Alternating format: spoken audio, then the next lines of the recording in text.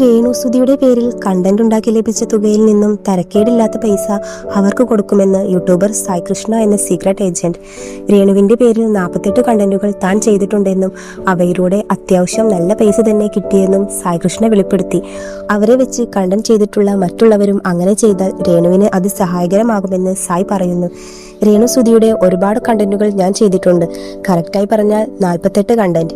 വിമർശിച്ചിട്ടുണ്ട്, പിന്തുണച്ചിട്ടുണ്ട്, അങ്ങനെ കുറെ കാര്യങ്ങൾ പറഞ്ഞിട്ടുണ്ട്. 48 കണ്ടന്റുകൾ ഞാൻ ചെയ്തത് കൊണ്ട് തന്നെ അതിൽ നിന്നും അത്യാവശ്യം റവന്യൂവും എനിക്ക് കിട്ടിയിട്ടുണ്ട്. അതിൽ നിന്നും കിട്ടിയ മുഴുവൻ തുകയും എന്ന് പറയുന്നില്ല, പക്ഷേ അതിൽ നിന്നൊരു തുക രേണുവിന് കൊടുക്കും. കാരണം നമ്മൾ കണ്ടന്റ് ആക്കി ഒരുപാട് വീഡിയോകൾ ചെയ്തൊരു വ്യക്തിയാണ്. അവർക്ക് ഇങ്ങനെ ഒരു സിറ്റുവേഷൻ യുദ്ധത്തിൽ വരുന്നുവെന്ന് അറിയുമ്പോൾ അവർക്ക് പണം ആവശ്യമാണ്. നമുക്ക് കുറെ കാശുണ്ടാക്കാൻ കണ്ടന്റ് തന്നൊരു വ്യക്തി എന്നതുകൊണ്ട് ഞാനത് ചെയ്യേണ്ടതാണെന്ന് എനിക്ക് തോന്നി. അവരുടെ പേര് പറഞ്ഞ് ഞാൻ ഉണ്ടാക്കിയ തുകയിൽ നിന്നും തരക്കേടില്ലാത്തൊരു തുക അവർക്ക് കൊടുക്കും. അവരെ വെച്ച് കണ്ടന്റ് ഉണ്ടാക്കിയ ഒരുപാട് പേരുണ്ട്.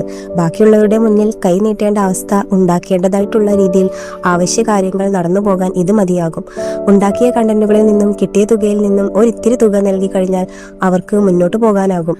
ആരുടെ മുന്നിലും കൈ നീട്ടാതെ സമാധാനത്തോടെ അവരുടെ മെഡിക്കൽ ജേണി കംപ്ലീറ്റ് ചെയ്യാനാകും. അവർ ക്യാൻസറിനെ അതിജീവിച്ച് തിരിച്ചു വരട്ടെ എന്ന ആഗ്രഹമാണ് എനിക്കുള്ളത് എന്നായിരുന്നു സായി കൃഷ്ണയുടെ വാക്കുകൾ. രേണുസുതിക്ക് നേരെ വരുന്ന നെഗറ്റീവ് കമന്റുകളെ കുറിച്ചും സായി കൃഷ്ണ പ്രതികരിച്ചു. ഇങ്ങനെ ഒരു മെഡിക്കൽ കണ്ടീഷൻ ഉണ്ടെന്ന് പറഞ്ഞിട്ട് പോലും അത് വിശ്വസിക്കാതെ കമന്റ് ചെയ്യുന്ന ഒരുപാട് പേരുണ്ട്. ഒരുപാട് പേർ കമന്റുകളിൽ നെഗറ്റീവ് ഇടുന്നുണ്ട്. അവരെ ഒന്നും ഞാൻ കുറ്റം പറയില്ല. കാരണം എന്നെ പോലെ അവരെ കുറിച്ച് വീഡിയോ ചെയ്ത ആളുകൾ ഒരു ഇമ്പാക്റ്റ് ഉണ്ടാക്കിയിട്ടുണ്ട് കമന്റ് ബോക്സിൽ.